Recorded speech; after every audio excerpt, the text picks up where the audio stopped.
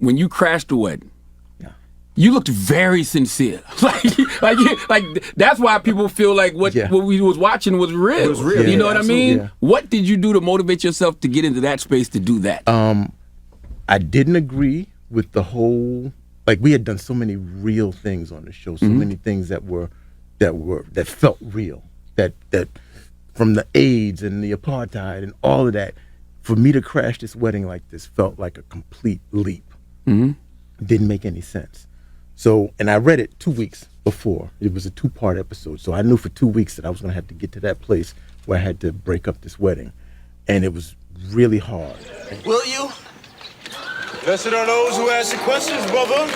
As I'm coming down the aisle, there's a dude on my left. I told him, I said, when you grab me, make sure you get a good grip on my left arm, because I want to struggle and try to get away.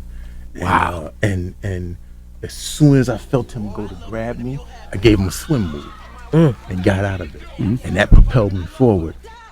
And I lost the lyrics. Like, I was so nervous about, if I don't get it right the first time, it's going to degrade. So once I, was getting dragged out and lost the lyric, I panicked, and I knew that her cue was, will you? I'm supposed to run down all the vowels and say, will you? Yes, let him go, man. Will you have me, Dwayne, as your lawfully wedded husband from this day forth to having a whole and richer? But I got lost in the lyric and just yelled out, baby, please. Having a whole and richer for poorer, baby, please.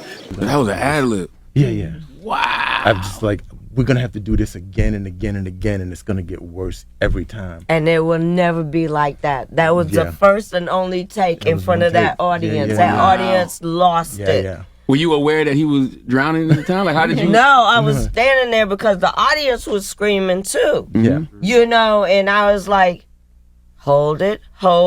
I said, baby, please. And then the second, please, was like jazz. Baby, please. I do. I knew that was jazz. So I was like, oh, okay. I got you. Yeah, baby, help me. And we are not doing this shit again, okay? Debbie Because said, got it. nothing was One like take. that first take. Yeah. Debbie came over the loudspeaker because the director is up in the booth. And so we can't see her directly. We can only hear her when she gives notes, or she'll give them to the stage manager and he'll come and whisper something to us. But she came over after everybody, and they calmed down. She said, got it, moving on. Wow. Nigga, Yeah. I just, Like, thank you. What a relief. Speaking of that,